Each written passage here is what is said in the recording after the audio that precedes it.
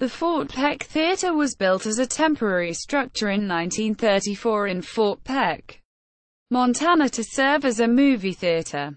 It is also known as the Fort Peck Summer Theatre.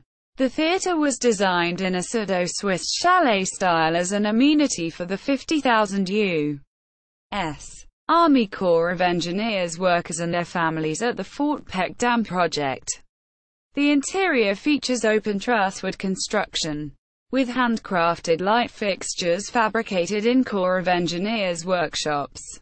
The theatre survived to become a permanent facility, and in 2008 was in use as a community theatre. The building includes a stage, a 1209-seat auditorium, a lounge, a foyer, a lobby, a manager's office, and 4 dressing rooms.